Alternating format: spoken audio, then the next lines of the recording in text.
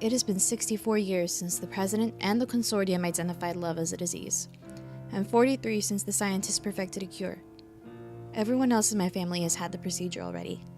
My older sister Rachel has been disease-free for 9 years now.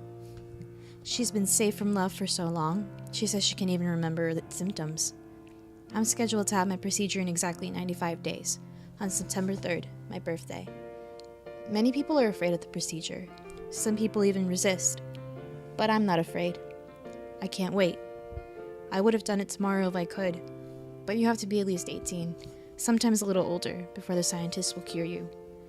Otherwise, the procedure won't work correctly. People end up with brain damage, partial paralysis, blindness, or worse. I don't like to think that I'm still walking around with the disease running through my blood. Sometimes I swear I can feel it riding my veins like something spoiled, like sour milk. It makes me feel dirty. It reminds me of children throwing tantrums. It reminds me of resistance, of diseased girls dragging their nails on the pavement, tearing out their hair, their mouths dripping spit. And of course, it reminds me of my mother. After the procedure, I will be happy and safe forever. That's what everybody says. The scientists and my sister and Aunt Carol. I'll have the procedure and then I'll be paired with a boy the evaluators choose for me. In a few years, we'll get married. Recently, I've started having dreams about my wedding. In them, I'm standing under a white canopy with flowers in my hair. I'm holding hands with someone, but whenever I turn to look at him, his face blurs, like a camera losing focus, and I can't make out any features. But his hands are cool and dry, and my heart is beating steadily in my chest. And in my dream, I know it will always beat out the same rhythm.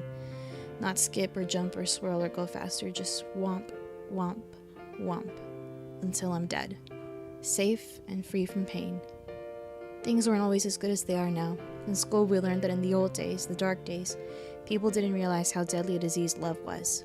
For a long time, they even viewed it as a good thing, something to be celebrated and pursued. Of course, that's one of the reasons it's so dangerous. It affects your mind so that you cannot think clearly, or make rational decisions about your own well-being.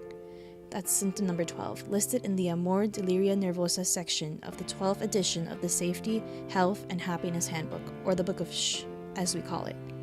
Instead, people then named other diseases: stress, heart disease, anxiety, depression, hypertension, insomnia, bipolar disorder, never realizing that these were in fact only symptoms that in the majority of cases could be traced back to the effects of Amor Deliria Nervosa.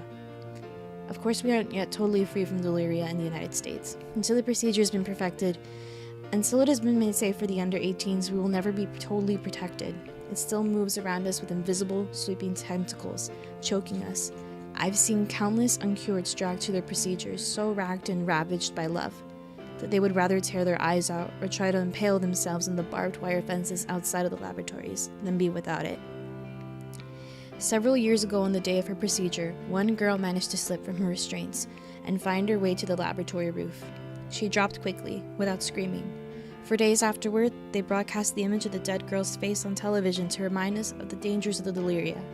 Her eyes were open and her neck was twisted at an unnatural angle, but from the way her cheek was resting against the pavement, you might otherwise think she had lain down to take a nap. Surprisingly, there was very little blood, just a small dark trickle at the corners of her mouth. 95 days, and then I'll be safe. I'm nervous, of course. I wonder whether the procedure will hurt. I want to get it over with.